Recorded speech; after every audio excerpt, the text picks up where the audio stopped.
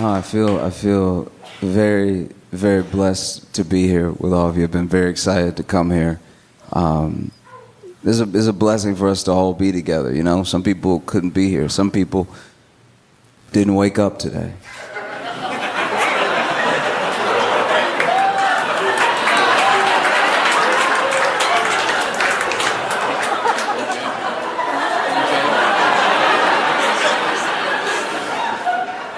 What I just said could apply to anyone.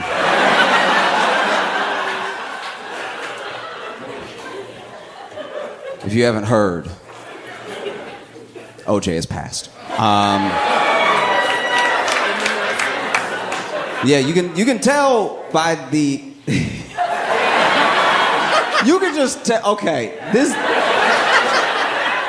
You can tell by the excitement that some people have how they felt during the trial. Do you know what I mean? There's a couple people that have been so happy, I'm like, oh, I know where you stood back in the day. Wow. Okay. There are people out here, finally got him, you know.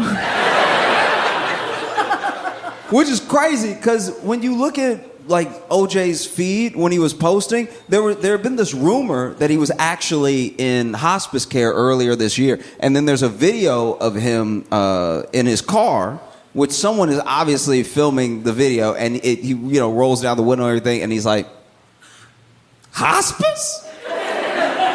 Hospice? Me? No, I'm doing very well. And so if he was doing very well, and now he's dead.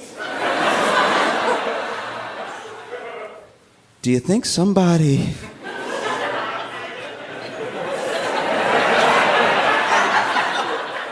I don't know. I mean, it'd be kind of funny. You know?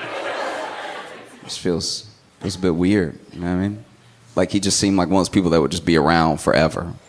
Not in a way that I'm like, oh, I'm excited that he's around. Just like every once in a while you would see a tweet from him or you'd see something and you'd be like, oh yeah, OJ is out. You know what I mean? And I say out because he did go to jail, just not for the thing we know him for. That's my biggest disappointment with OJ. You think after getting away with murder, you lay low. You know what I mean? Like, this is the time to play it cool, okay? You just got away with the most public we've ever seen. Like, the whole nation was watching, and then they said not guilty. And then you were like, let's roll the dice again. But now he's gone. And it's gotta be weird. Like him and Nicole are gonna have a conversation. You know what I mean? Like, I'm joking. They definitely didn't go to the same place.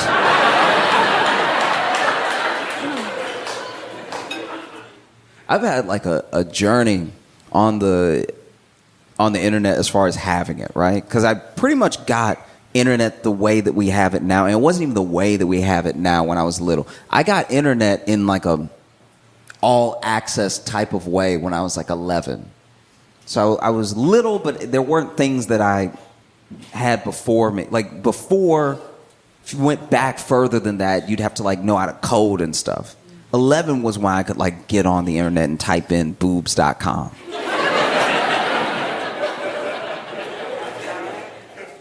And the internet has brought so many people together in the best and worst of ways, right?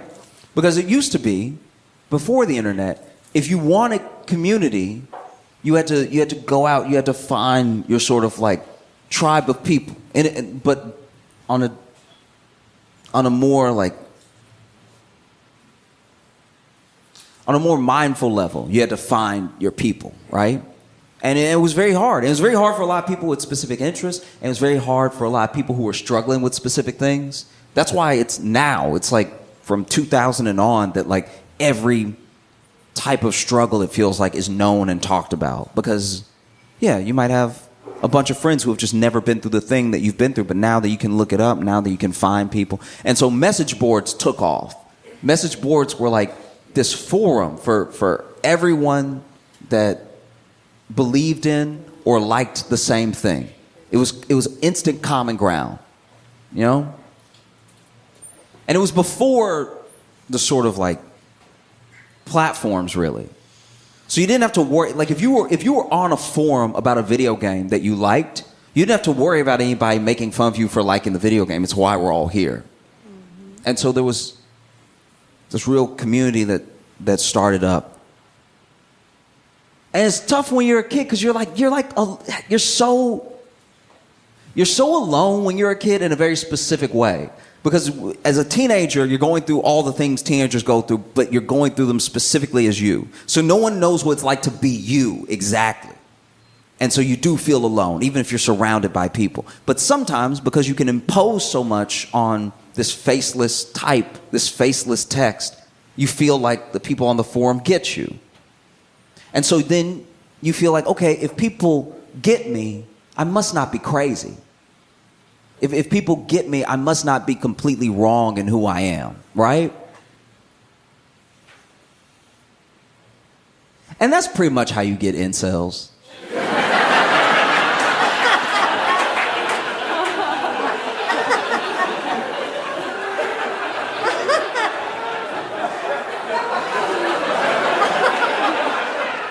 Do you know what I mean? Because this is the thing. This is one of the wildest things about incels I don't think anybody talks about. Incels, at least in their thinking, is actually weirdly, counterintuitively, quite reasonable.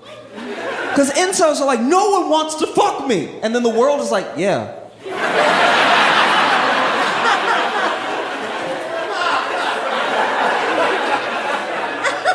It's actually the dudes who are incels that go out and try every night that are the delusional ones. Like, all right, I've been striking out 600 days in a row, but tonight is my night. I put on extra cologne, so I know that the ladies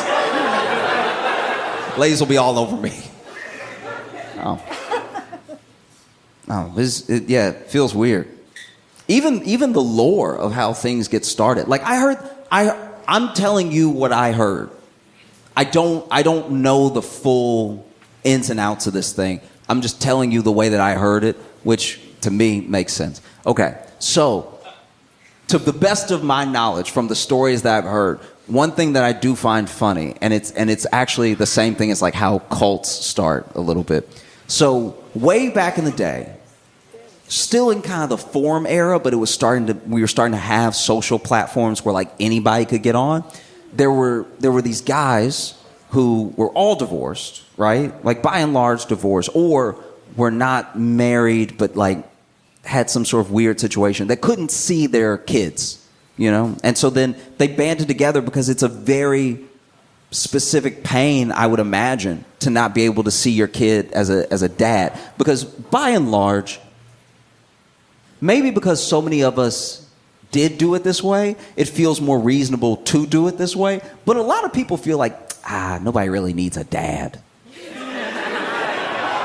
I'm telling you, a lot of people feel that way, genuinely. And I'm not saying that as in like a judgment on anybody. I'm just saying like, if you're like, oh, my dad left, people are like, what else? Like, do you know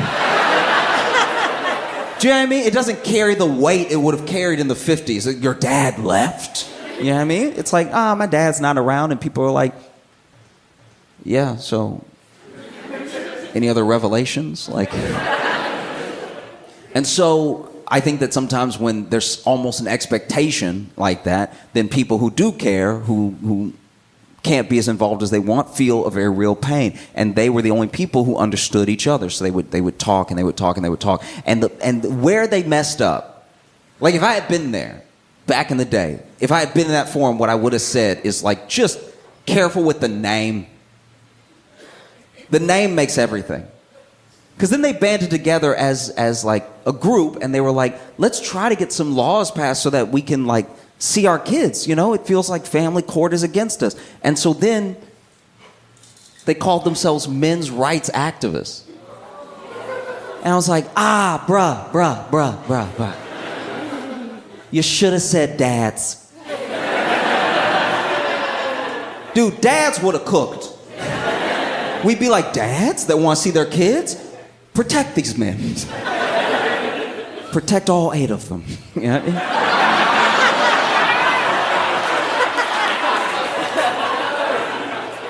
But because they said men, now men who don't even have kids are joining the group. And because people are joining the group, joining the forum that are not there for the specific cause, for the specific reason that they came together over this pain, it starts to morph into something else. So now these guys that are like, I just want to see my kids, are also being like buried in the comments of the forum by people being like, I can't get a date. Like, these bitches crazy, right?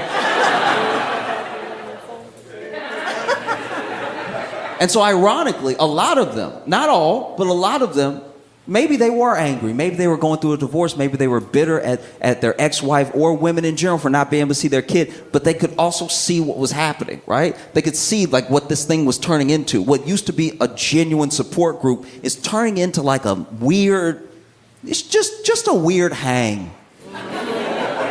Do you know what I mean? Like, you never want to be surrounded by angry men. Even as an angry man. I've been mad as hell before, but anytime too many of my buddies are also mad, I start to calm down. I start to be like, all right, well, we don't want to burn anything down. Feels like y'all want to do something different. Okay.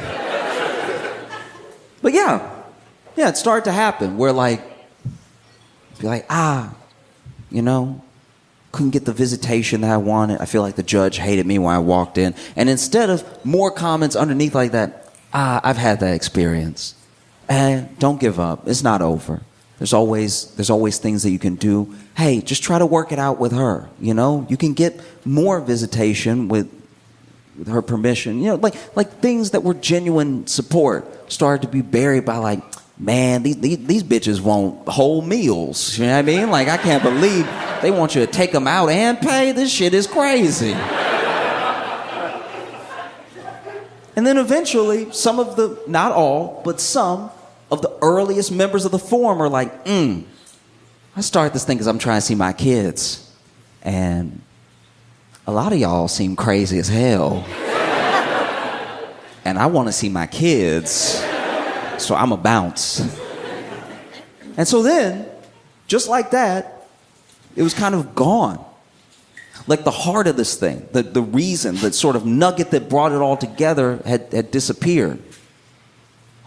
And all that was left was this mob that had gathered with different grievances.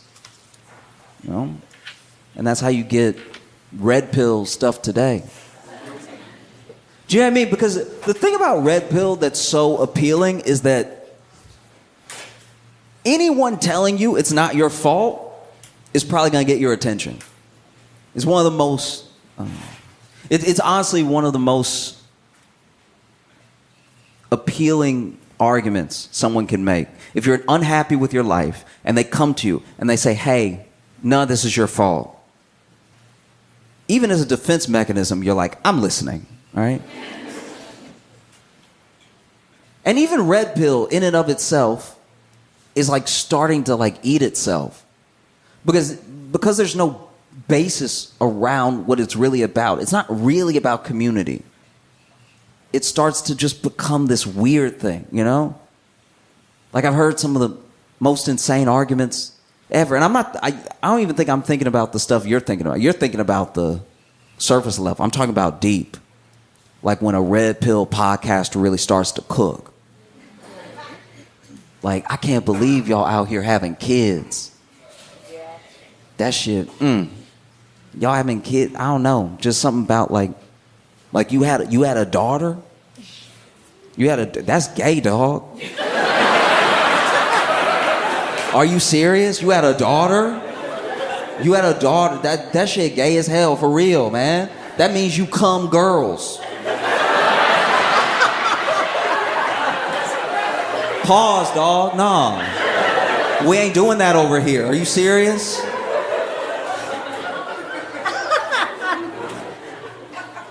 But no, when I was a kid, I go over to my buddy's house and, you know, his grandparents had been together for 60 years.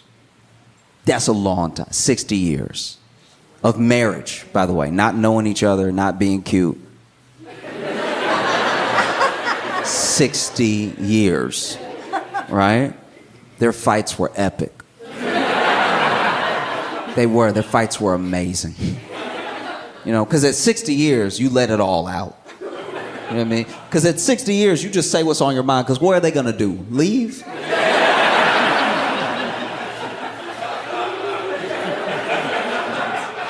Me and my boy be in the other room, and we'd hear, "Oh, I should have married your brother."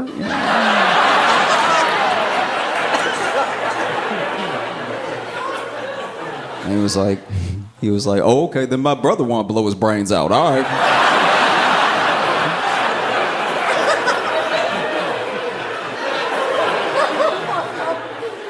Married 60 years. Crazy stuff, right? And basically, his granddad was going deaf very quickly. He was losing his hearing rapidly, but he didn't want to wear hearing aids because he didn't like how they made him feel, right? And I don't mean just the fit in the ear. I mean, like, he didn't like how he could hear so little naturally, and then he put them in and could hear across the street. Just made him feel like Daredevil without the rest of them. And I remember one time I was hanging out at their house, and we heard his grandma yelling all around the house. And then she came into the room where we were at because his granddad was watching us. And she was like, "Why won't you just wear some hearing aids? Okay? I got to yell your name all through the house. Then I got to yell when I get in the room and I even find you. I'm yelling all the time. Surprised I'm not losing my voice. Why can't you just wear your hearing aids so you can hear me when I'm talking to you? I feel like you don't listen to anything I say because you can't hear me talking to you." And you just saw him slowly start to smile.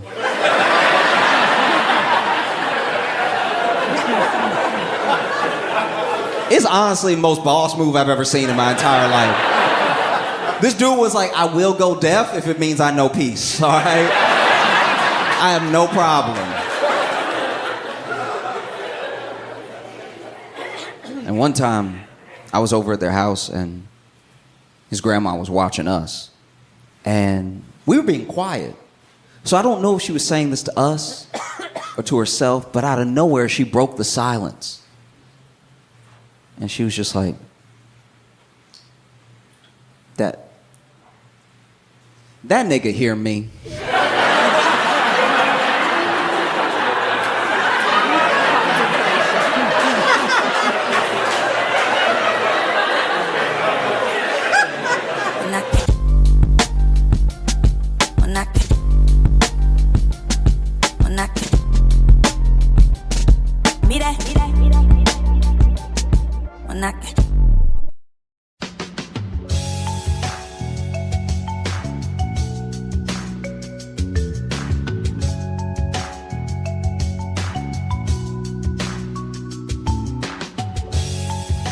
Welcome to the Josh Johnson Show. Josh Johnson, joined by my co-host, fellow stand comedian Logan Nielsen. Logan, how you doing, buddy?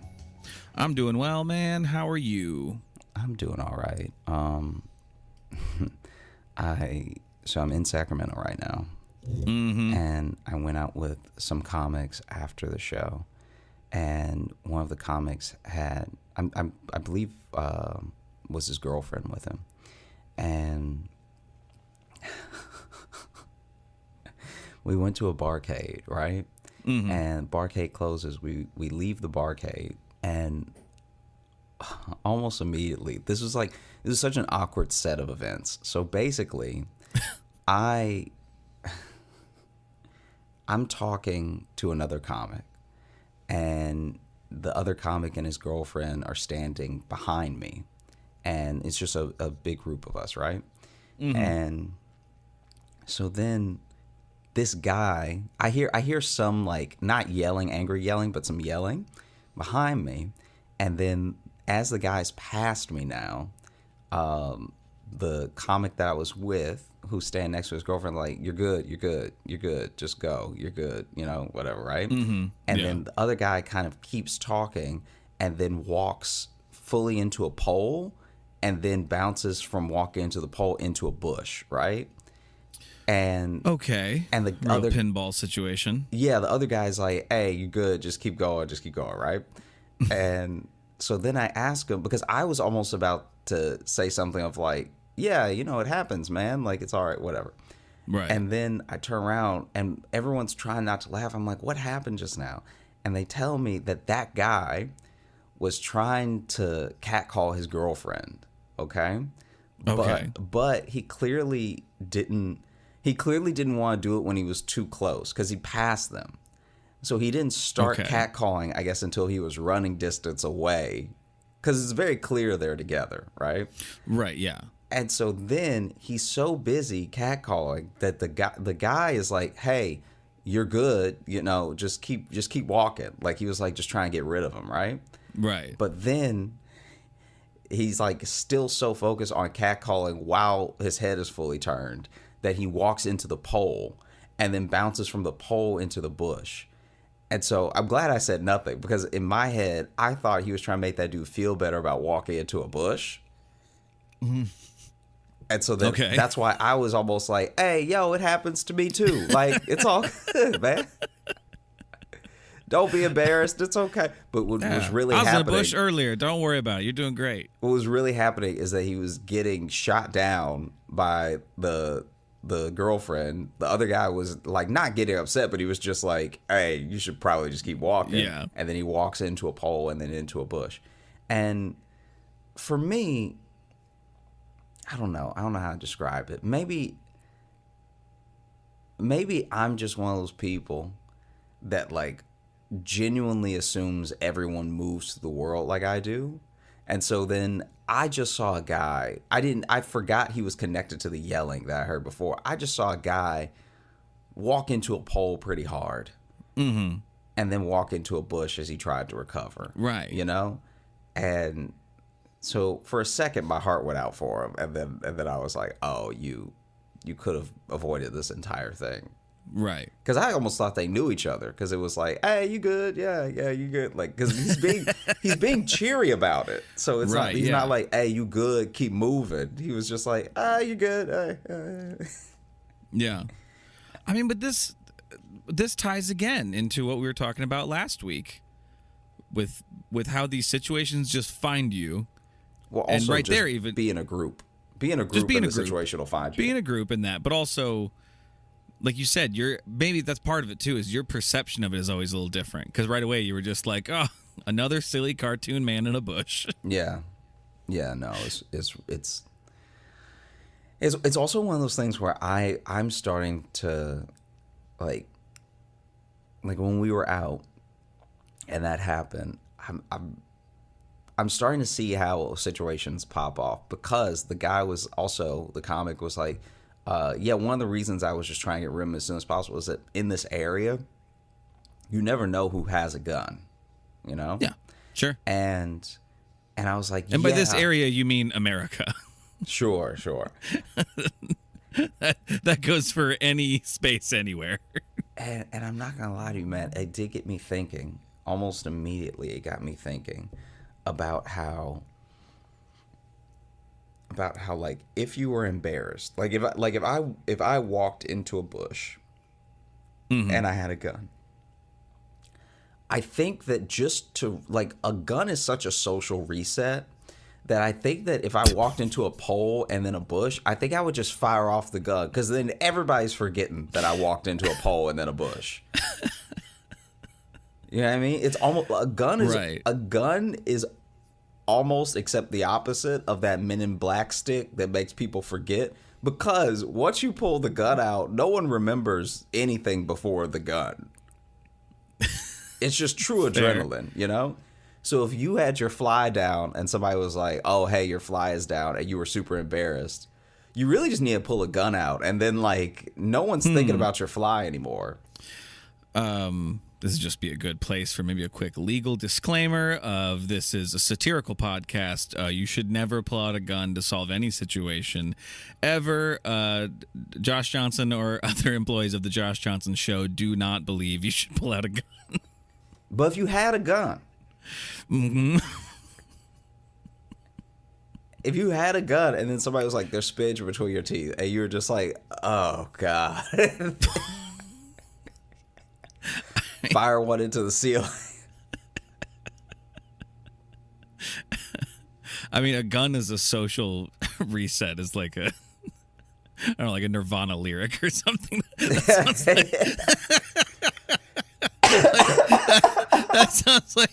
sounds like such an angsty song title. Yeah, a gun is a social reset. Yeah, Wow. that's one way of thinking about it. I just mean, like, if that dude had genuinely had a gun and then pulled it out, the bush is like the furthest thing from my mind now. I don't know. I'd have a hard time not remembering that, because honestly, my first thought might just be like, oh, he'd fallen in the bushes was embarrassing, so he wanted to shoot his way out of that scenario. I think it would be that, because that's the conversation we're having right now. I think that if you were standing with us, especially to say that we didn't all know what happened until later when we discussed it, I think that you would just be like, that guy had a gun. Okay, but I the bush is still going to be my mind, because if anything, it's going to be a man jumped out of a bush with a gun. Yeah, which is still no, it's still going to be not the original story, but it's still but the bush better for him too, because now he's jumped out of a bush with a gun instead of he walked into a bush, took a 10-second pause. Right. You could see him contemplating his life, and then he pulled out the gun. Fair. Yeah, a frazzled man fell out of a bush, and he was armed. Yeah. So it had to make you wonder, where was he coming from? Had he just fought off the bush people? Yeah, that's true. Yeah, is he a hero? Why didn't he fire on them? Why is he firing at the air? Yeah, is that bush some sort of, is it like a Lion Witch wardrobe situation? That bush leads to a different kingdom that needed to learn a lesson? Yeah, it just needed to be taught, needed to be checked. Needed to taught something? Yeah. Yeah, they had to appreciate what they had in life. Like, if someone came out of a bush with a gun, I don't even think you'll remember they came out of a bush. You'll just be like, someone is firing. No, I disagreed. If they come out of the bush, like, I am going to be like, even if I'm running away, I'm going to be like, that man from the bush has a gun. Like, the bush is going to be on my mind. Okay. Yes, I'm not gonna immediately know or think about how he got to the bush. The bush, because to me, then it's not just a dangerous man with a gun. That's a dangerous man with a gun who's also maybe magic. You know what I mean? He's some sort of angry forest sprite. Yeah, I mean, who has had enough. Because I didn't even hear the catcalling, but from their perspective, the whole thing was probably so much funnier than what I saw. Because by the time I saw him, he was about to walk. Like, I was about to warn him about the pole, because his head was fully turned. Right. And so then he walks in, and the way, I didn't know that there was a worse way to walk into a pole than head on. If you walk into a pole when you just off of this one person, so I guess I don't have much data to go on, but if you walk into a pole while your head is completely turned, you definitely almost bite your tongue. Definitely bite your tongue. Extra disorienting, because you're not sure what's hitting you. Yeah, he probably thought it was a guy. Probably. Yeah. And it's skinny too, so even if you put your arms up to like push off of it, you're gonna miss. And the worst so it's part not like you walked into a wall. Is that if he had gone the other direction, he wouldn't have hit any bush at all. But he tried to like recover too quick. This person's also probably clearly drunk. Tried to recover too quickly. And then in his attempt to sort of like spin out of it and still look cool, he went into a bush. Right, yeah.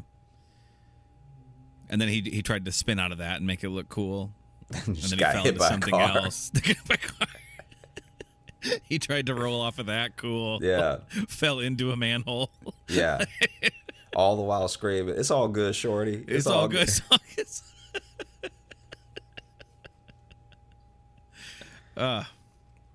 How are the shows so far in Sacramento? I know you got a couple more. Yeah, they're good. Yeah, so we have 2 more, and yeah, it's been fun, man. It's been a good time. Too bad. Too sorry I'm not there. Oh, it's okay. There's gonna be other shows. Yeah, no, I know. But we're right now. Now that I'm home and not in Sacramento with you, I'm helping Jess watch her infant nephew for a couple days, and I was so sure you were about to say a TV show. No. Like, I'm helping Jess watch Game of Thrones. Well, there's too many names to keep track of, and, all this, lore and stuff. And so I keep charts for her. I let her know Yeah. You have the map from the beginning of the books. Yep. Yeah, I have all that up there. We put pins in it for each new place Okay. we see in Westeros, and yeah, it's going well.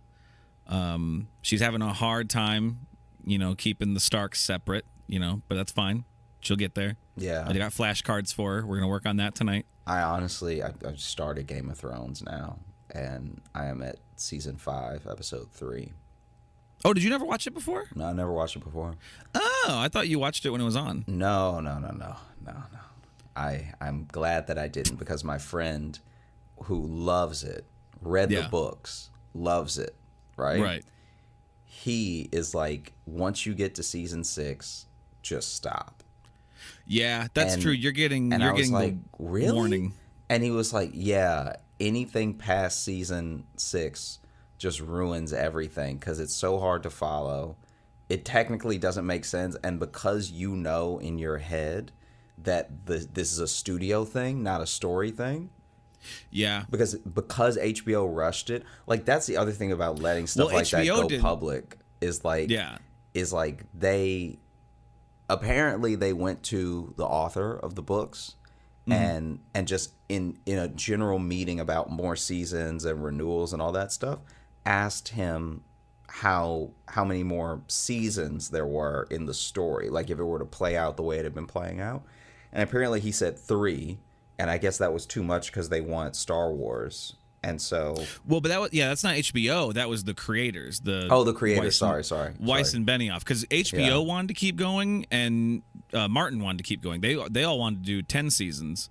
That's right. My bad. It's not HBO's but Weiss fault. and Benioff wanted to leave to do Star Wars, which they ultimately lost. Also, probably because they fucked up the landing to Game of Thrones so bad. Yeah. So basically, I'm excited to almost be done. Not because I don't love it. I'm really enjoying it, but because this is a rare thing. This is the rare thing where you either start a show so late that the world is so far removed that there's like, I've encountered no spoilers. I mean, to be fair, I've been binging it. So I've torn through like, a third of a season in a day sort of thing. But also the cool thing is that someone is giving me a warning that I definitely need to enjoy the overall thing more than some people who love it. That's what's so crazy. It's like, he loves it more than I do. Yeah, so you love it. Like, people love it way more. And here's the thing, and I fucking agree. Yeah, stop when you get to that point, because it ruins your love of the show. Wow. Like, it was like my favorite show, and that last season fucked it up so hard for me. Like, I don't care anymore. Like, I hardly it killed it in the social consciousness for a little while. We didn't no one wanted to talk about Game of Thrones for a few years.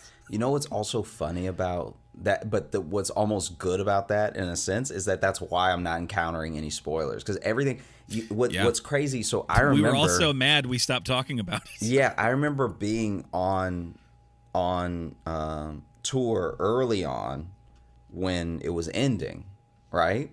Yeah. And so early on in the tour with Trevor, it was ending, and Trevor was waiting to watch the whole season. So he was hearing how people were getting mad, but he was like, oh, I'm just going to on a weekend where I'm off, binge the whole season, whatever. And everyone that I encountered, even when we would talk about it later, was so angry that there were no spoilers. Like, it was probably the angriest I've seen a lot of my chill friends that I never actually see upset. They were so mad that they actually couldn't spoil it because there was nothing coming out of their mouth but curse words. It wasn't even plot points. It wasn't even like people, because you know how I haven't watched the Harry Potter movies, and I've read I read up to the 5th book, and I think I'd just have to start again if I was going to get into it. Right. Because Sally's read them all, and I think she's watched all the movies. But just something I don't know, something with life, just after the 5th book, I just genuinely did not have time, and then years passed. But at least when people didn't like something in the movie, they talked about it. Right. people hated the ending of Game of Thrones so much that it was like it was actually like it was like everyone finding out they had a secret child with the worst person they'd ever met. Like, you're not even getting the full story. You're literally just getting like, and how could that? Oh, like, no one was finishing sentences. Well, because a big part of it wasn't even just about how it ended. It's that it was a different show in the last season. Like, they completely, all the patience was gone. All of the, like, how they used to really slowly build up. When you sprint a story like that, yeah, it's stupid. What made that show good was that they took the time to really build the lore, really dig into the characters, and build out that world. And in the last season, they're like, fuck, we got to end this. And when you sprint through it, then it just becomes a silly little dragon story. Like, it didn't feel the same. And I want to get out ahead of this now. I'm not going to read any emails about Game of Thrones. Just telling you that right now. I don't want a bunch of emails either agreeing with us or trying to defend Game of Thrones. Not reading them. Just letting you know that now. All right. Just getting ahead of that. I'm not doing it. I mean, it would be funny to become a full Game of Thrones podcast. What a left turn that would be. That would be to be like. That I would be on board for it if we just turned to a Game of Thrones rewatch podcast. It'd be so crazy because it's like we're like years in now. We're years into this. It's like, and we've never talked about a show for more than 8 minutes. And so there's enough episodes of Game of Thrones to fill like an entire year of episodes too. Yeah. We could just do a whole year of just Game of Thrones. Yeah, just a companion podcast to watch as you rewatch. That would be so insane. What a way to potentially tank the entire show is just like, and we won't commit fully to it either, because we will stop at the 6th season too. So we won't even do the full watch. It's like doing the first 3 episodes of Firefly as a podcast. It's just like, what? Then why are you even talking about it? You know, we just really love that first little bit. Yeah. After that, I kind of stopped paying attention, but those first ones I like. Yeah. We just do like a Kim Possible podcast. Just shows people have truly forgotten. Yeah. We're gonna watch Perfect Strangers. Hey, they did like 7 years of that show. Like, I'm looking up now. Let's see. What show we're gonna do? Yeah. Yeah. What's a good? We'll just do. We'll become a Mr. Bean rewatch podcast. Because that's mostly all sight gags too, so it's gonna be hard to talk about. We just become a Bates Motel podcast. Bates Motel, that's a good pick, actually. Yeah, because that was a show that was kind of popular in its first season, and then everyone just kind of forgot about it, and I think it ended now, right? It has to have. I think it actually got way more seasons to say that it. To say that it's over, it got way more seasons than years people were talking about it. How many seasons did it get? I think it got 3. 3? I was thinking even 4, maybe. Let me see. But yeah, I remember like everyone talked about that first season, then everyone's like, all right, neat. Something else came out. 5 seasons. Jeez. Damn. Well, all right. Good on them. Get ready for our Bates Motel. Well, it's not even rewatch. I never watched it to begin with. Yeah. Wow. Okay. It's good to know what we're doing for the next year. And a half. Probably 3 years. 5 seasons? 5 seasons. Depends how many they did a year. But I mean, yeah, if you go at least 10 episodes a season for cable usually, so you're looking at least probably 50 episodes or more. So that's at least a year. At least a solid year of of Bates Motel. It would be what would be amazing is to do like a companion to a show that doesn't exist. Like just like following a show. Yeah. And like I've pitched that idea to someone before, and I think they said that they knew of somebody who was doing something like that. But, I see. But I like the idea of that too, of just throwing in twists every now and then, new characters. But you have to keep the canon consistent too. Yeah. You have to actually build the show. One of the other things that happened when we were out last night. So I told you we went to that barcade. As we were waiting to get in the barcade, because there's just something about being in LA where there's more, not LA, but in California where there's more lines to get into places. I feel like maybe it's because in Brooklyn, unless the place is like super popping or unless everyone there going is like college age, no one really waits in line that much. Like even when I'm in the city and I'm walking past bars and clubs, the lines are very short. And so we saw a couple lines to get into bars and stuff, and we walk up to the coin op, and there's a very short line. It's not a big deal. But the coin op, what did you say? Coin op is the barcade's name. Oh, okay. And we hadn't said that yet, so I didn't know if that was just a term I didn't know. No. And so basically, as we're in line, this guy passes by and is yelling at the top of his lungs. He's like, "Hey man, fuck coin op, all right? Sick of y'all, man." Like just yelling, just indiscriminate yelling, but also walking, like not stopping, not talking to the staff or anything. Ran into a pole and pulled out a gun. I would love if there's a true backstory there. Like it seemed like something that a drunk guy was just doing for attention, but if coin op actually wronged him, and he only has a gripe with the overall establishment, nobody in it. That's one of the funniest things in the world to me. It's like when someone is like, "Man, I hate Taco Bell," but they don't even mean like they didn't even have an interaction there. They didn't have an event. Have a thing there. They just hate the idea that Taco Bell exists, and that's what it seemed like was going on with this coin op. Because then even the guys checking IDs were like, "Yeah." Like they had a weird, I don't know if they knew him or if they were just like having a particularly exhausting day, but he yells and they're like, "Yeah." To no one. It's not like they're talking to us and we're talking about it and they're like, "Yeah." Like, yeah, so either that way that guy does that every night or maybe there's something fishy about coin op and they're even like, "Yeah, you're right." Yeah, because this guy work, man. This guy seems like the Don Quixote of coin op. Like he's just like out here trying to joust that windmill, thinking it's a monster. Because you remember that scene, Don Quixote, where he was riding around just going, "Man, fuck windmills." Yeah, not doing anything else about it. Hey, everybody knows. Everybody remembers. Everybody's read the old Don Quixote. Everybody's listened to the opera. Fuck windmills. They're stupid. What do they even do? What do they even do? What do they even help with? You know? Then someone starts explaining to him what they do, and he's just like, "Man," just rides away. "Man, I don't really like magic, so y'all want keep nothing to do with it. Fuck your windmills." I also like how I mentioned that we're currently watching a baby, and you had zero follow-up thoughts for that. Oh, it's just the way that you said baby. You took so long to say baby that I was like, this is a show. This is TV. And so how has it been watching this is her infant nephew?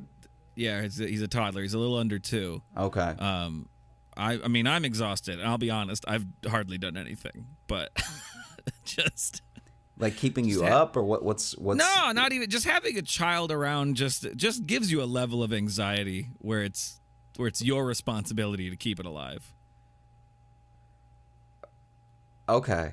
I mean, I believe you. I believe you. What's weird about that? There's nothing weird about that. I guess I just mean like, are you still stressed out if the baby's like sleeping? No, because I was asleep also. But okay. No, but it's just like even today too. It's like Jess is with him and she's like, "Oh, go do your work you gotta do," and I'm downstairs working. But that also means I'm actually she's gonna stop me every 10 minutes to come watch him while she does something else. Which is okay. I see. I'm happy to help, but it's just like it's a constant. It's on your mind. Wrench in your day. Yeah. Yeah. Like even when I'm trying to get to work on something, I still have to like, she'll still be like, "Honey," and I'm like, "Okay," and like I don't blame her for that. If she needs help with something, I'm happy to help. But it is like, even that you just can't actually have the time to go do the stuff you're normally doing. He's mostly chill, but like even just watching it for a little bit today, like one of the YouTube shows that calms him down, and I was just watching it, just like staring angrily at this cheery woman singing songs for children. And I'm like, I know it's a me problem. I know I'm the problem here. That's not what this lady's doing. Yeah. No, I feel you. You know what I mean? Yeah. Oh, I feel myself being the monster. Maybe that's what it is. Maybe you did remind me of something though. This is like, go for it. Just because you because you said like angrily at this cheery woman. When I was I had to be like early teens. Maybe I was like 12, 13, whatever. Went to the fair. And this is like what we talked about before on the show. It's like that parking lot type fair thing, right? Yeah. Carnival. Yeah, like circus-y, you know? Yeah, carnival, a street fest. Yeah. Maybe people would call it, you know? Yeah. And so we go, and as we're hanging out there, maybe I went with Jacob. I'm trying to remember when, who I was with and everything. But there was someone who was like, I guess selling pies, like just like true, all American. Here's a pie that I just made, and I'm selling it at the fair. Or like you saying that with a question mark almost makes it more seem like you don't know what pies are. No, I know what a pie is. I'm just saying that it felt pies, weird. I think I don't know. It felt because I don't know if there was a pie contest, so it felt weird to let this random person do this, because this is a place where everything is like paid for, and it looks like it's part of the traveling thing. Does that make sense? Oh, okay. So the funnel cake area wasn't just like a lady who loves to make funnel cakes and then she brought some from home. And so it felt a bit odd. It felt like a county fair thing was happening at a carnival. Okay. Does that make sense? I get you. Yeah, I feel you. I mean, it's a little bit of both. Like, it is a fair, so like, I guess good on them. Anyway, this lady is like she is so happy about her pies, and she's like barking for people to come, like taste a sample or get one of her pies or whatever, which already is not, to me, it's something. She's at like the heart area of the fair, and to me she should be near the parking lot, because like, who's gonna buy a pie and then walk around with it and do rides with it? Do you know what I mean? Especially like a full pie. Full pie. And so in my head I'm like, hey, you're in, like, even as a young kid I was like, you should be where the cars are, where people are heading out, because then they I mean, maybe pie is driving food. Yeah, maybe she straight up just had done that before and realized, oh, people are full when they're leaving, so like, let me be at the heart of the whatever. Because you definitely can't try to get in at the front, because now nobody wants a pie now. Like, I haven't been on any rides. I don't have a fork. Like, this is... Here's the thing. I appreciate the thought you're putting into it, but I think what you're touching on is that there's not a lot of ideal scenarios to just sell whole pies. No. Like out in the world, not in a store. Yeah.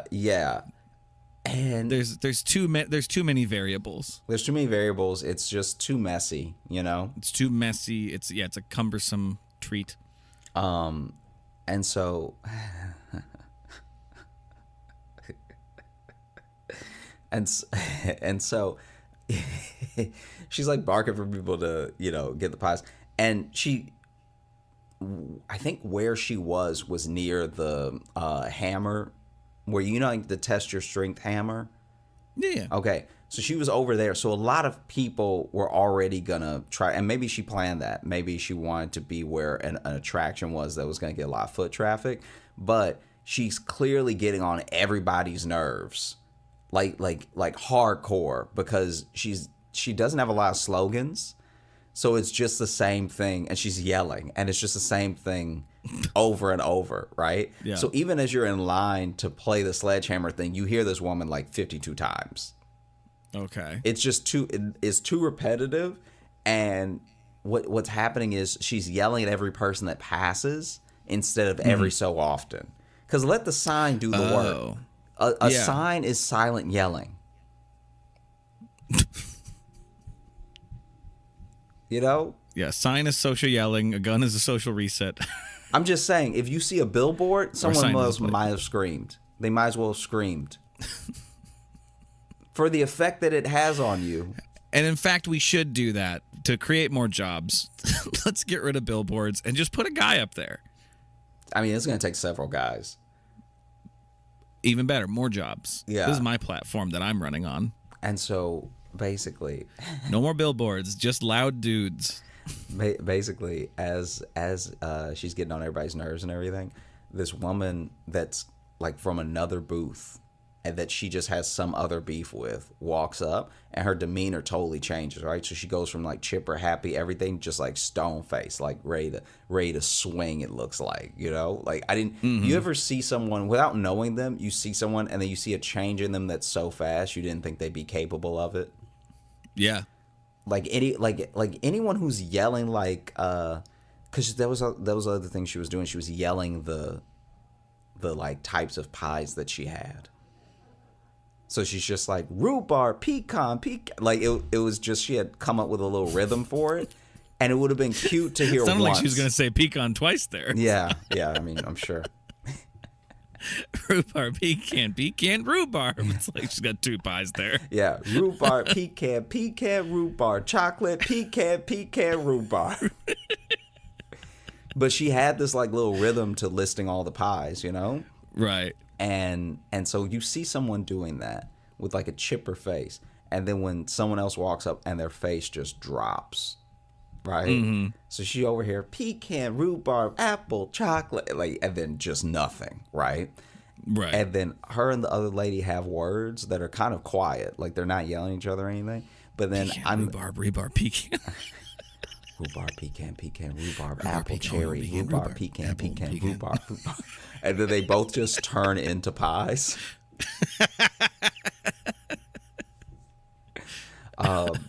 And so it's a pie witch. You know pie witches. Pie witches. Yeah, they go out there, and it makes you scared to eat the pie because you're like, is this a pie or is this a person?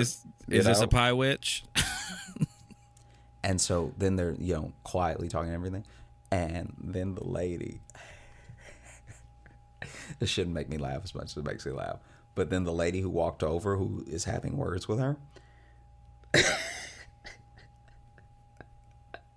is talking to her, maintains eye contact, and slides a pie off the table and then walks away. Hell yeah. Oh, it'd be a shame if something happened to this rhubarb. Bam.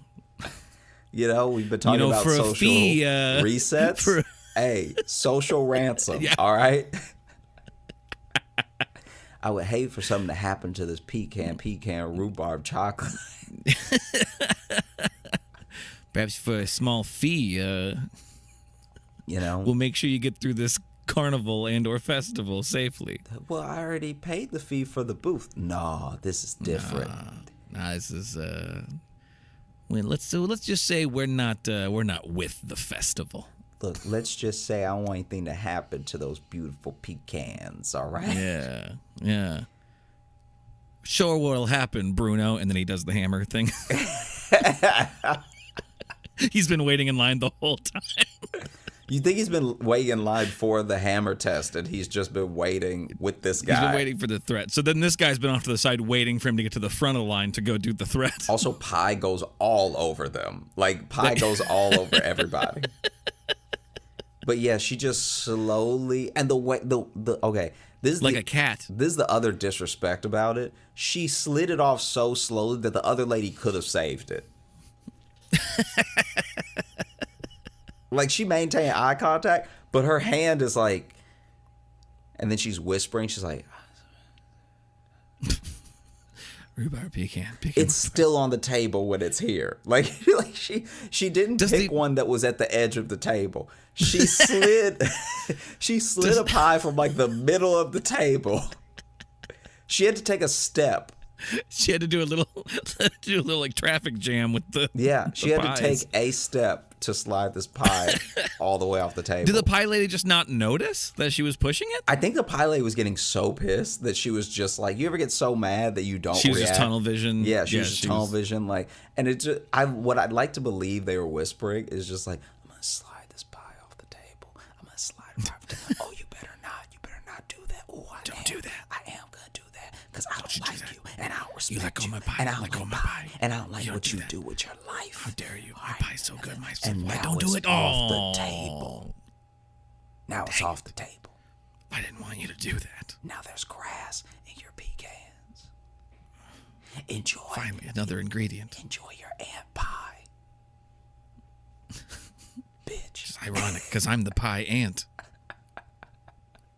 Yeah, but then also she took a second to like clearly was gathering herself, which I did feel a little bit bad about because as annoying as she was yelling, it was like, well, now this person's just devastated, right? Right. And then takes a minute to gather herself and then starts like yelling again with the, pecan, rhubarb, like all the stuff. But But just with tears running down her face. but the pie is still on the ground. And she just never picked it up because I guess she felt like it would have been too much of a step down to pick up the pie. What are you gonna do with that? What are you gonna do with it? Then you got to find a garbage can or something, or you can't have a fucked up pie sitting on your table. Yeah. So, I think the best course of action is to pretend like it didn't happen. Yeah. Pecan, rhubarb, grass. Pecan, rhubarb, ground. Yeah. Also speaking. Oh, that one's not for sale. That one's not for sale unless you're that bitch Heather. I'll sell it to her for free. It's like, well, it's not really a sale then. That's a gift, I think, what you just... Oh, it won't feel like a gift. She wants to put my pie on the ground. She can join my pies on the ground. She can have a little bit of that dirt flavor with some of that pecan. I mean, if she's the one that put it on the ground, she probably doesn't want it. It sounds like you don't know what to do with this. No, You've never she's been gonna threatened love before. it. All right, she's gonna love the pecan. She's gonna love now the you think dirt. she's gonna like it. Interesting. Yeah, because just burst out into tears. You ever been in a fight before? I just wish I knew the backstory. It's just two middle-aged women that were like having words very quietly, but then what an alpha move. Did you see where the other lady came from? Did she come from a different booth? No, but I saw her later behind like a squirt gun booth. Interesting. Yeah, so she wasn't even selling other foods like a rival baked good. Yeah, that was my first thing was like, ooh, these are rival. Yeah, it would be bakers. great. Pie versus funnel cake would be fire. Yes. Yeah, that thing. That's what I was hoping for, I guess. Honestly, if she this is a person who's clearly unhinged though, because as minor of a thing as it is to do, it does feel like I felt like this was a crazy person when I was watching her. Oh no, it's a wildly aggressive move. Yeah. And so well, passively aggressive move, maybe. And so what I will say is if she was running the funnel cake station, she would have come over with hot grease. Like this person, our saving grace is that she was behind the squirt gun thing and those squirt guns can't move. Yeah. Maybe that used to be the spot for the squirt gun booth. Oh, hey. They used to have that prime real estate. That could be it. The squirt gun it. booth used to be near the sledgehammer. Yeah.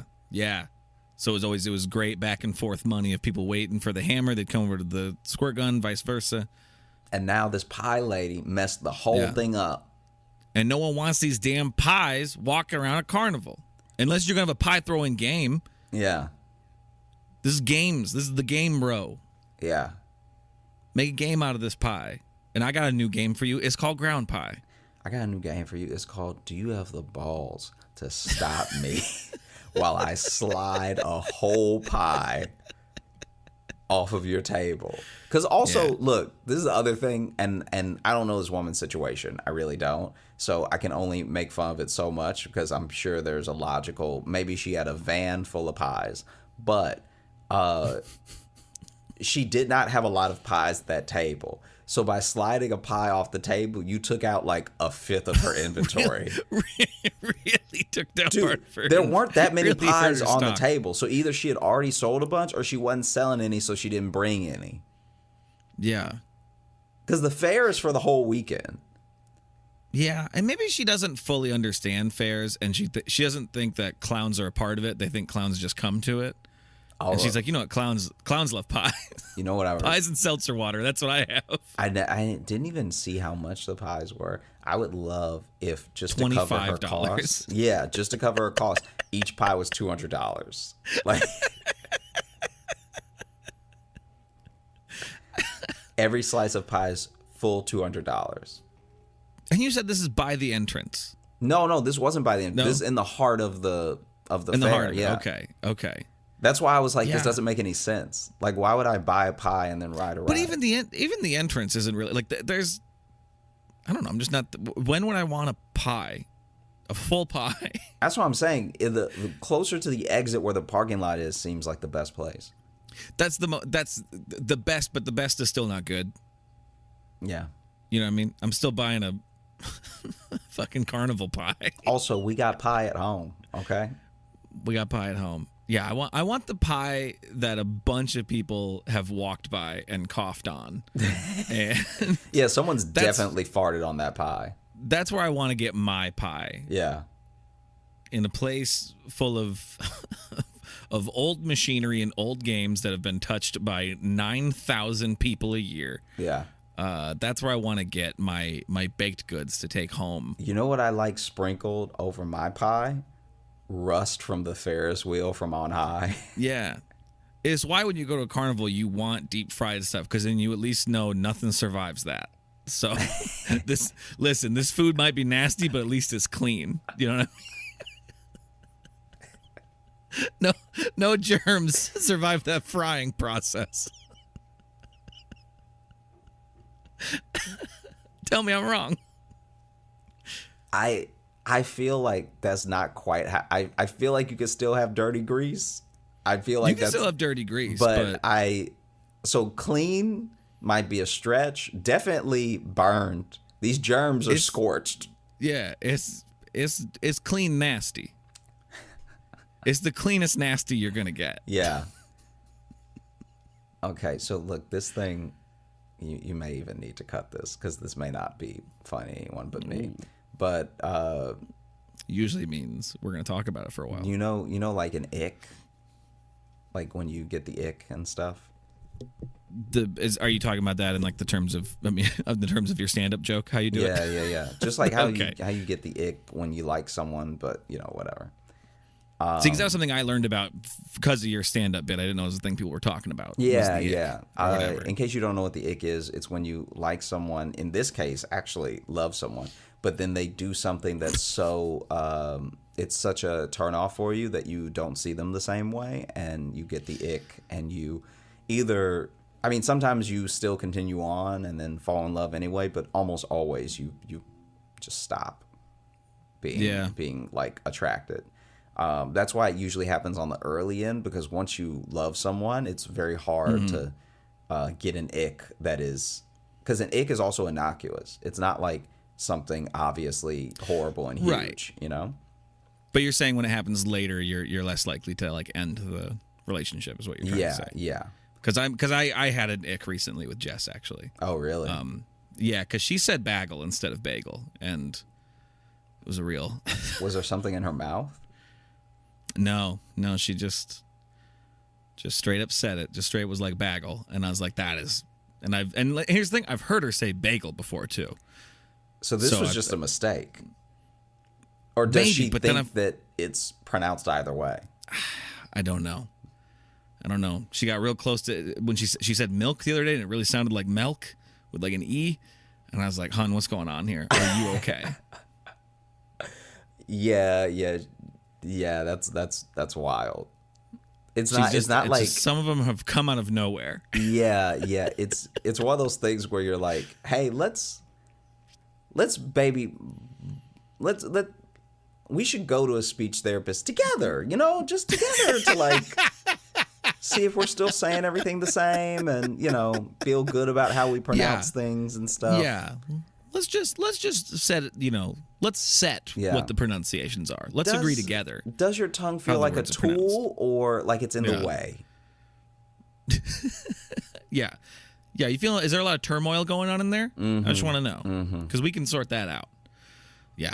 I don't know. That's just a joke. That's not like an ick, but it's every, you say your mic. Yeah. Or did you hit the table? No, I hit the mic with my hand pretty hard as I was trying to discreetly move. Well, it wasn't that discreet because you went, ow. Yeah, I just had to let it out. So I was trying to be discreet about it, so I looked you in the eye and said, ow. So I was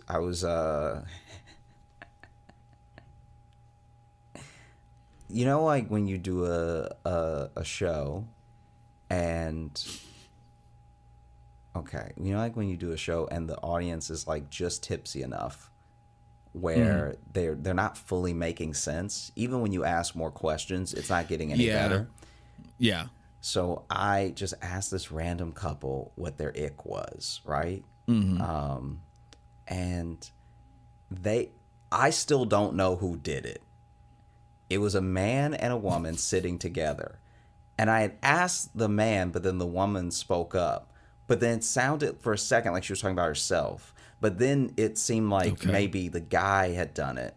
Basically, the ick that they both agreed they had was, this is so specific, but one of them came home one night and from a long trip as well. So hadn't been home for a while. And they come home and their partner, because once again, they were so like drunkenly trying to explain the thing that I could not gather who did what. I even asked them straight up at one point, and then they busted out laughing instead of answering me. One of them came home from a long trip, and their significant other was seated on the floor in front of the TV with just an entire like a tin is the only way to put it, like a baking pan tin, deep like right out of the oven foil of pot pie. And they had clearly been eating the pot pie from the tin on the floor and had gotten through quite a bit of it, like had eaten half of it, But it's like a full pie, not like a mini one. No, not like a mini pot pie. We're talking about, it shouldn't even be called a pot pie because it's so big. It's like a pot cake. And so they had so much pot pie on them because clearly they were drunk when they did it. So they drunk, like, I don't know how you stay drunk this long because pot pies, like homemade pot pies, take forever, right? Yeah, especially if it's that big, you're going to have to bake it. You're not microwaving that. Or they did. That's why it's so messy, is they broke this thing in half and shoved it in the microwave. And then clearly ruined the microwave because you can't put that much metal in a microwave. Nope. Yeah. And so then they're sitting on the floor with first of all, the spatula is their utensil. So they don't even have a fork or a spoon. They are eating straight from the spatula. They're eating spatula at a time pot pie, right? Mm-hmm. And the pot pie's on the floor. And the thing that kept popping up to me was like the kid in Matilda eating the cake. Because I'm like, you've got a lot of pot pie to get through. Yeah. And they're clearly putting in work. Because it's like half gone or whatever. But they've just got so much pot pie juice spilled on their shirt. And it looks insane. It looks like a grown toddler. Like you're watching this infant. Imagine if that infant now was 150 more pounds. Mm-hmm. And like middle-aged. In front of the TV. Had a job and knew how to bake a full pot pie. That must have at least been decent because you've eaten half of it. Yeah, it's like a kid that never learns to to stop chewing his shirt, and getting it all covered in spit, But now he's 40 and still does that. I forgot until you said that. I forgot any kid did that. I'm around too many of them. That's so funny. And so so they come home and they're just like sitting it like almost in pot pie because they've also spilled a ton because it's a slated spatula. So it's like it's great. one of the spatulas where like clearly juices are gonna go through. Yeah, you know. Yeah. And so there's just like pot pie on the lip. It's like pot pie on their chin. It's all down the shirt. It looks like they jumped in the pot pie. Right, yeah. Like they dove it, and so they're just they did a slip and slide with pot pie. Yeah, and Popeye slip and slide. Apparently, the game that's sweeping the nation. They're not even sitting like crisscross. They're sitting with legs open, with the pie as close to the thighs as they could get it. So they're eating over the pie, but it's also like on the floor. And that's why I said the toddler thing, because they look like how a toddler would. And eat. This is a couple that's still together. There's a couple that's still together, but then we're together at this point. And and then I'm like, yeah, that's a I'm just gonna walk situation. Like keep the house, keep everything in it. I'm gonna go. Yeah. Right? Yeah. But the thing I'm gonna change my name. Here's my phone. I'm smashing it in front of you so you know not to call me. The thing that's so wild about it is that they were both agreeing, which means whoever did this gave the other person the ick and gave themselves the ick. Because they were both like, oh, this is the most disgusting thing I had ever seen. But one of them did it. Well, and the fact that they were together when it happened, because honestly, to be that drunk and eating a full pot pie like that sounds like one of them got dumped. Yeah, no one should be doing this in a happy life. No, that's not behavior for when you're doing well. Yeah, that's not just like mentally and emotionally. Hey, my girl's out of town, so you know what the boys go do. Yeah, full pot pie weekend, okay? we go get nasty with it. All right, we getting baked, and when I say baked, I mean pot pie baked every day. Okay, God, the boys slurp some gravy. it's gonna be juicy. You gonna be slipping. Yeah, crusty at the top. Getting them veggies in. Yeah, I mean the boys. Maybe a little bit of stew meat in there just to spice it up.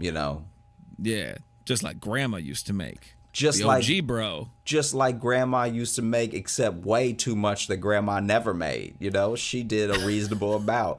I'm a ball out. She made the right amount. She made the right amount. She was a responsible woman, but not me. But not me. You know what I mean? I got to flex on them. And by flex on them, I mean get so sick that I cannot flex a single muscle, Yeah. Now give me the spatula with the biggest holes in it. Give me the spatula that'll let people know, hey, I eat like a baby. Yeah. These clothes, they don't go in the wash.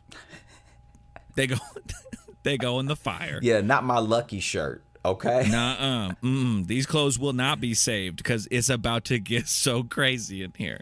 I'm about to be soaked in pot juice. Shit. All right? We might have to buy a new house. Yeah. For how wild it's going to get this weekend with the pot pies and the boys. Hey, when I say the boys, I do mean just me. I mean me by myself. I have trouble making adult friends. Ooh. Also, pie. Also, we have a carpet, so this living room will be ruined, okay? There's certain decisions you can't make with carpet that I'm going to make anyway because I'm nice like that. See, now I'm going to go ahead and combine these stories and say that this is how the pie lady who got bullied at the fair reacted. She went home and got drunk and made a pot pie. And made a pot pie and just spilled most of it on herself. Just spilled most of it. Which is also very hot. Like that, like if you burn yourself, have you ever burned yourself with a pot pie before? Sure. I mean, I burned myself with many food. Well, this is my memory. This is why I'm this person's living foul is because when I was little, one of the first things that I used the oven for, because it was a big deal that I was using the oven when I was a little kid, because for so long I was told not to touch it. And then finally they were like, you're old enough that if you want something that gets made in the oven, you can put it in. You just have to follow the instructions. And so I remember, this is so insane. I remember wanting a pot pie. I think I was at my grandma's house. I wanted a pot pie, and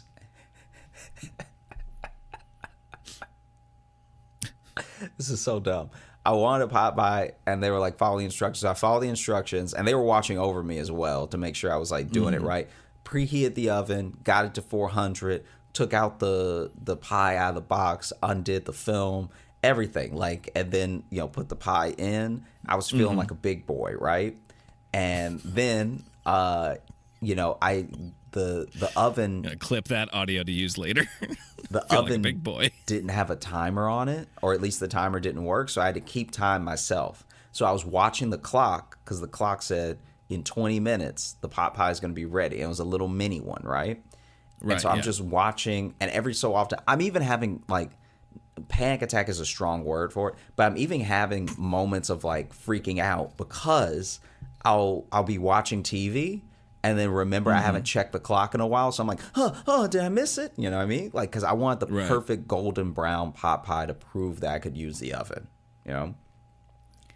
Yeah, you got a lot riding on this. Yeah, and so this is an important pot pie. So then, I see the time. I'm freaking out because it's 20 minutes. I looked just as it was turning 19, and so I remember counting down the seconds on the clock because I thought that's how cooking worked. Like I thought that at 20 minutes it would be perfect. And so then I lower the oven door, and like somehow, whether I wasn't told or I just forgot, somehow information about oven mitts had slipped through the cracks. So it doesn't even occur to me to grab an oven mitt. Yeah, you know? Yeah. And so you didn't know this was a thing that existed. Yeah. And so I just reach on in.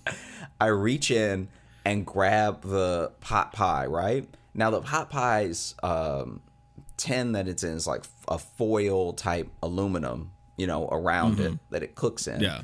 And so I reach in, I grab it. The way that I grab it is I grab with my index finger and just the I guess like inside of my thumb around the foil part, but then I end up putting my thumb in the pie when I'm grabbing it to pull it out. Oh. And so I put my thumb in the pie. I'm burning, like I think my thumb is going to burn off because I didn't realize that it would be this hot. I didn't like finish in my head what cooking, like how to get something out of the oven. And so it's to the point where my finger's already in. And so even in pain, I pull the pot pie out of the oven. Yeah. Like I just rip it out real quick, right? This all happens so fast. It's not like I have a blister or anything. Like my thumb is clearly burned and hurt. And I want to cry because I'm little, but I also don't want to give away that I've made such like an insane mistake. Like as soon as my thumb is in the pie, I realize I've done something horribly wrong. You know this is going to affect your final score. It's going to affect my ability to use the oven, which is also going to affect the snacks that I get. Because sometimes I want something and my grandma didn't feel like making it or didn't feel, you know, so if I can do something myself, I can have it whenever I want. This is a big moment in your life. You're leveling up as a big boy. And so my thumb goes in the piping hot pie, right? That's how I know it's Jack done. Hornered yourself. Is because steam is shooting between my thumb and the pie. And so I rip the pie out. I like set the pie down on the oven door that's all like all the way down. I then realized this is what oven mitts are for. And so I grab the oven mitts and then, you know, grab the pie, put it on the counter and everything. Am nursing my thumb. And I like this was so devastating. I'm eating the pie later, like I let it cool for a sec because I'm like really hurt. I'm like sitting there like, ooh, and I'm trying to hide it as well because I just don't want anybody to know how badly I messed up, you know? Yeah. And so I'm like really like nursing, but like I'm trying to not let my thumb touch anything while not showing it's hurt. And so then it's time to eat the pie, but I burn the thumb that I eat with normally. So I eat a lot with my left hand. And so I burned my left The thumb thumb. the thumb that you eat with though makes it sound like you just dip your thumb into things. Oh yeah. That's how. Just stab food with my thumb and then into my mouth. Yeah, instead of counting calories, I just eat a thumbful at a time, and then 100 thumbs and you're full. I eat 100 thumbs a day. And so then I can't now grab the fork because this thumb hurts so bad that I can't like grab the fork and eat the pot pie. And so I use my right hand, which I'm like a left-handed person. And so I am completely missing my mouth. You think eating was an ambidextrous thing? And is for me, it's just clearly not. So I am missing my mouth and burning my lip with hot pot pie because because I'm just using the wrong hand. Like in a weird way, I don't even know how to hold the fork. No, I know, and the problem is too is it's high stakes. You got high stakes to suddenly be ambidextrous because not only are you trying to show you're a big boy, but what you're wielding is hot. Yeah. And hot and messy. So it's like this is a lot. This is a lot on a little guy. So I've got one thumb in the air just to cool, right? And then I've got my other thumb on the fork, and I'm just it's crazy. I actually feel like I was in an accident or something. I'm relearning to use my limbs because I've never even tried to eat with my right hand before. Yeah, definitely the same thing. No, I'm just saying it's like because I'm trying to eat with my right hand for the first time and hold a fork, right. It's like not even occurring to me how to do it. Like it's genuinely I have to think about how I would do it with my left, try to mirror it with my right hand, stab the pie, lift it up, and not like fling it into my own face. Right. Yeah. Because the crust is super hard. Mm-hmm. Like if it was just already all broken off, then maybe I'd have a better chance. But the crust is also hard, so I'm not even aware of how much pressure to put on the fork. Like all this is going through my head because I'm like still trying to hide that my thumb is red, by the way. Like probably quite burned. Yeah, actually. Yeah. So I don't have a blister, but my thumb is like it doesn't look like my thumb, Yeah. Yeah. And yeah, no, it was terrible. Wow, some pot pie trauma. Yeah, that you had there. Because then the worst part is that I did all that of like thinking about like calm down, PTSD, accept pot pie the stress pain. disorder. Yeah, accept the pain. Know that you can use your right hand to eat. Don't freak out. Yes. All right, this is possible. Turns out a lot of people do it. A lot of people use their right hand for eating. And so then I remember I finally got like a respectable forkful of pot pie, right? Some peas, some carrots, a little bit of meat. I was doing it all. And then when I went to put it in my mouth, it burned my tongue. And I was like, I think I'm done for the day. Like I You just walk into your mom, just be like, I should not be trusted with the oven. I'm not ready for the oven. Also, I may need all the doctors because my thumb feels ruined. Yes.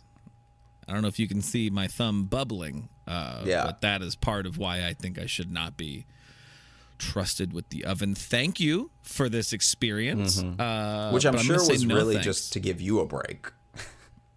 Yeah. I'm sure you saw this as a way to do less for me and for me to be more independent. And I'm going to let you know now that no. Yeah. Just going to let you know that I'm going to say no. I'm also going to throw out there that after the thumb thing, I put a Band-Aid on it because in my head, all Band-Aids made things better. Well, that's just child logic. Yeah, a Band-Aid will fix it. But because now, at least when my finger was in the air, nothing was touching it, whatever. Now with a Band-Aid on, it's constantly being touched. Yeah. Like now, anytime I move my head, I'm like, yeah. Yeah, if you put a Band-Aid on it, you feel the blister grow. Yeah, yeah. Like you feel it actually from beginning to end be created. This Band-Aid is getting tight. Yeah. Wow, this was I wasn't expecting so much pie drama for this episode, but that's what happens. Hey, real quick before we go, should we open up the mailbag? Yeah, let's do it. I got one thing just because I think this will go perfect with the sentiment of a gun is a social reset for because that's kind of I'd say maybe an emo statement or something. So how about we look at the return of Goth Josh? There we go. It's a new one.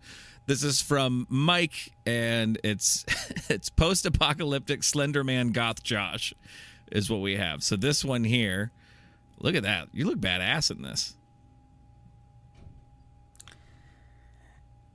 How do you feel about this? It is very well drawn. This is wild. It's like something out of Sandman. Yeah. Yeah, this is like truly wild. And then they also put this one down here. It says, I'm not sure if Josh digs Afro Samurai, but here he is. So this must be a different take on it. That one went enlarged, but... Yeah, wow.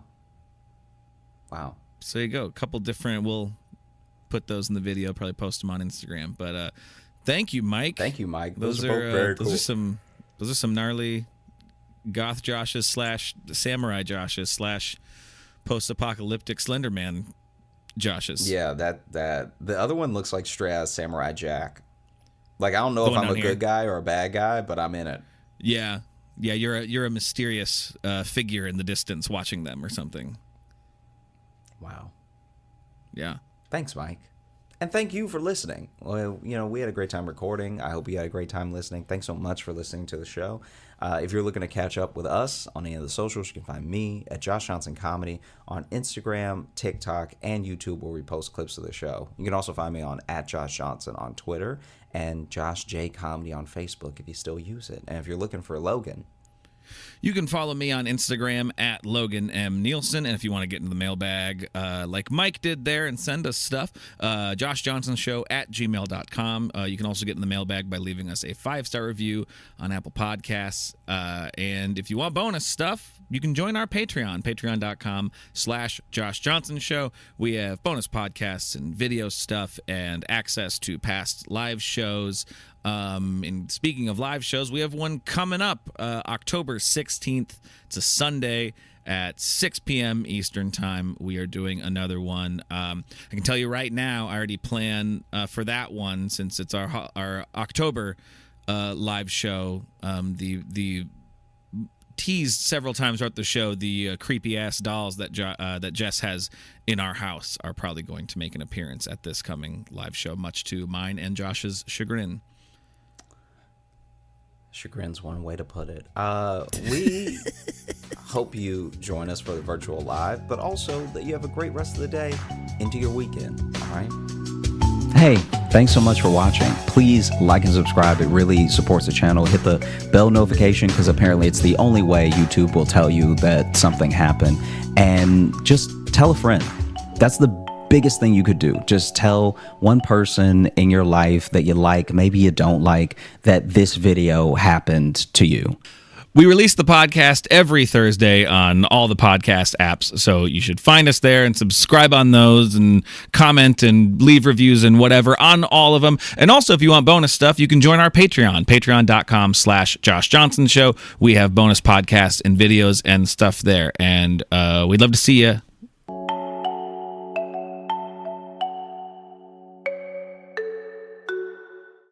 Do you think it's weird that we put serial killers to death? No? Okay. It's just...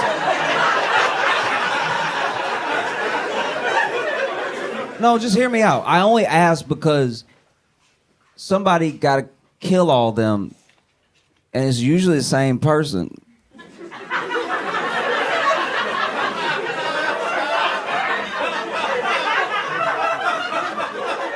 So isn't an executioner just a serial killer that made it? Like, isn't he just like the industry plant of serial killers? Like,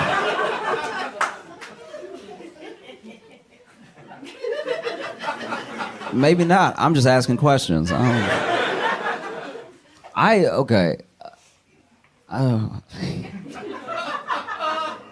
Y'all probably won't like this. Okay. I saw this story and it blew my mind. I still can't get over it. Okay. There was a guy in, I think it was Indianapolis in the 60s maybe, and he was essentially like they didn't really have the words for it back then, but he was a serial killer, and he killed, and I think he killed and ate 8 women, right? And they caught him because he just got sloppy. He became a hoarder, you know what I mean? And it was pretty easy. Once they walked in, they were like, there is evidence everywhere. I am stepping in evidence right now. This is crazy. And so then they, gave him the perp walk, and newspaper took his picture and everything. And then they were interviewing. They did a bunch of follow-ups, and they were interviewing his friends and family and stuff like that. And then they interviewed one woman who he went on a date with between number 4 and number 5, and she was like, I thought we had a great time and went back to his place, and then he, was being all rude and everything, and then he ended up kicking me out. And I was like, wait.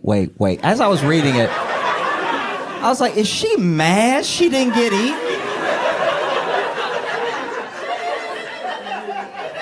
It's hard to get context through text sometimes, but she just sounds so indignant. I'm like, wait. She doesn't even sound like, oh, thank goodness. She's like, what's wrong with me? Like, why? Like,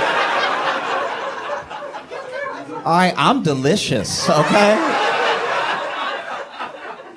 I bit my lip the other day and it was fire, all right? You don't know what you missed.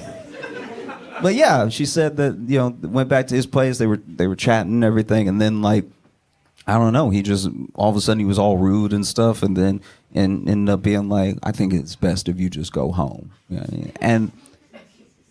And there was a part of me that was like, look, maybe they were having a great date, great conversation, and then whatever was so special about this woman, he was like, I can't do it. I can't. She's too good of a person. Like, I got to get her away from me. Let me be rude. Let me just kick her out, something like that. Save her from me. But then the other part of me was like, no, I think this is the most annoying person that's ever lived. I think this dude is a serial killer, and he brought this woman home to kill her, maybe eat her, and then she just, at a certain point, the conversation's going so poorly, he's like, I can't even eat this bitch. Like, this...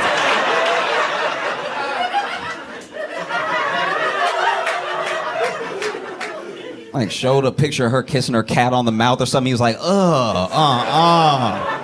Some things are just disgusting, all right?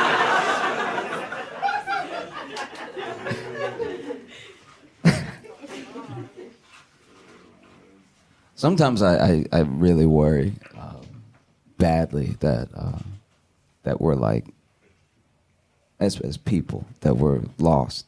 And that one of the reasons we're lost is that we don't really have any more heroes to look up to. I mean, some people have heroes, but then the hero's like an actor, and I'm like, what are you doing? You want to be like the guy that pretends? You know what I mean? And just, I was thinking about it for a while over the weekend. Because what we used to have was very little access to anyone we considered a hero.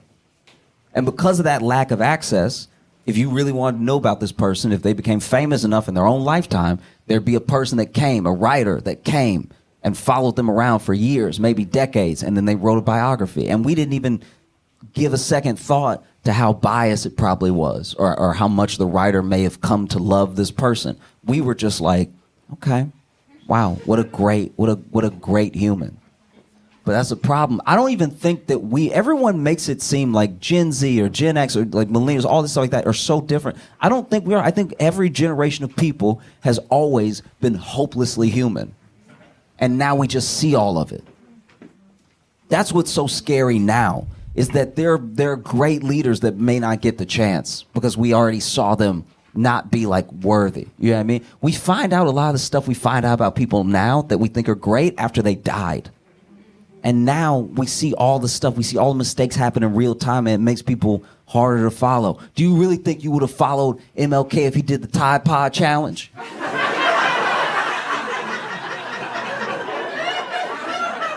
Do you think if a young MLK in high school was like, oh, all right, this is Martin here,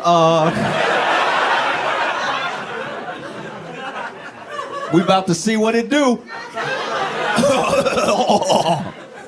And then 5 years later, he's like, march with me. They might beat our ass, but come on. No. I'm scared that's what's happening right now. I think that there's a brilliant, young, but smart for her age, wise old soul. There's a incredible person out there right now, a young Angela Davis right now, twerking. And like feet on the wall too, like nasty stuff.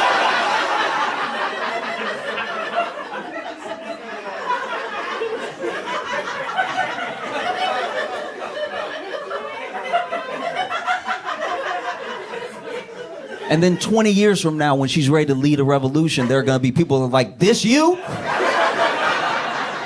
This you with the booty? It's like, yeah, it was a different time. It's like, nah, I've seen it now. Yeah, this was tough. That's what we're all like. That's what's so scary.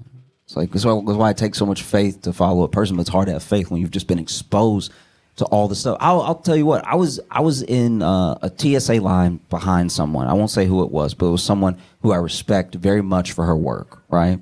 And this didn't change how I felt about her. It's just what piqued this idea in my head, okay? She was in line ahead of me in TSA, and both of our bags got flagged, right?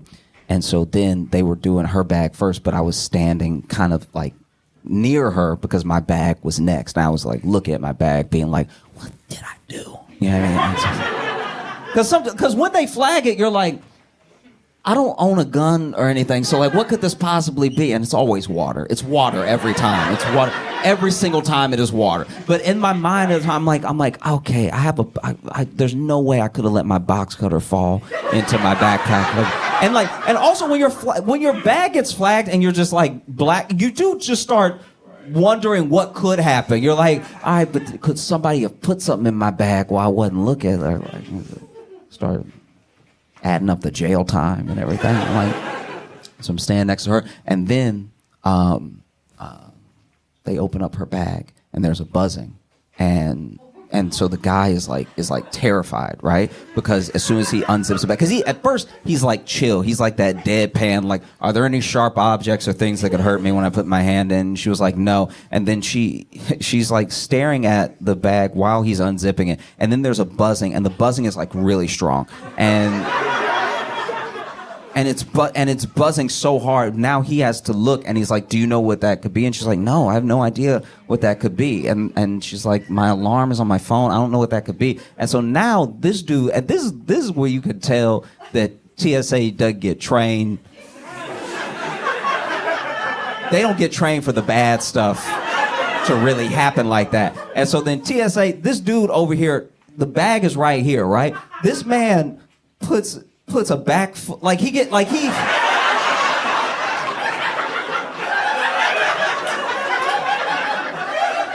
took a step back and bent his knees like he would run. And I'm like, but then what are we supposed to, because you're not telling us to back up. And you're not calling for backup. You just over here unzipped it through the flap. And then he starts taking some of her clothes out and everything, takes some of it. And like, when I tell you, like, look, I know it's gonna sound like I'm being hyperbolic, but I'm being like genuine. When he goes to lift like another clump of clothes, because they're not careful when they do this. They're not like, oh, you folded everything so neatly. I'll just take 3 shirts at a time and move them out of the bag. They just grab and so he goes to grab, and when he ended up grabbing, what he grabbed was whatever was buzzing, and so then it was in his hand for a second, and then this man audibly screamed, right? So then he over here grabbing stuff out of her bag, and then he grabs it, and you can hear it gets louder when it's in his hand, and he pulls it like, and he's like, oh, oh!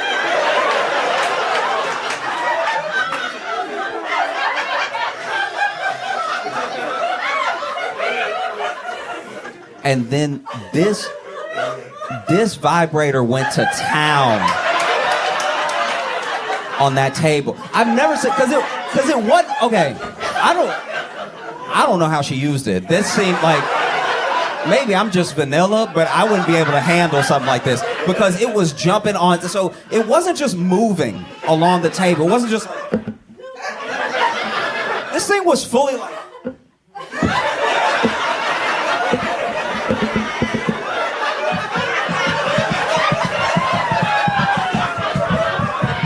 This motherfucker started breakdancing on the table.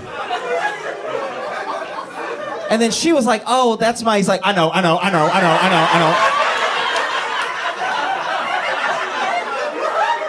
And now he got his gloves, but then even with the gloves, he seems scared to touch it, right? So then he gets it and like, I'm not acting like I would have known how to turn it off right away, but this really was getting away from him. Like it really was like he finally grabbed it and he over.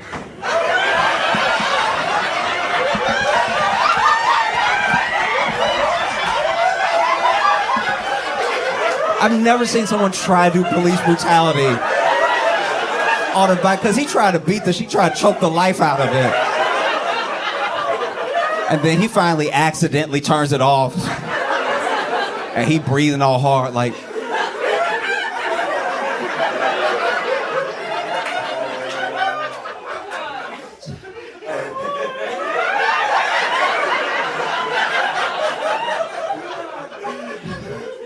Is there anything else in there?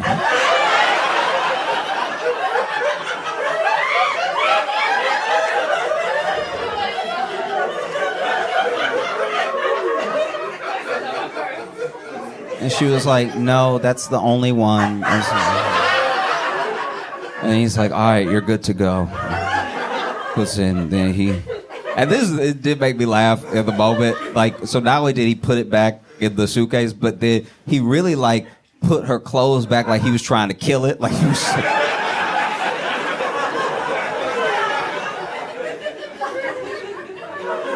And when I bring the story up, like I said, it didn't make me judge her as a person. I still very much respect her. I'm just saying, if she were to lead a revolution tomorrow, I'd be like, all right, but are we going vibrator first? Because like, I just know that about you now. You know, I hope that's gonna lead the charge. You all have been phenomenal. Thank you so much. I'm Josh Johnson. You have a good night.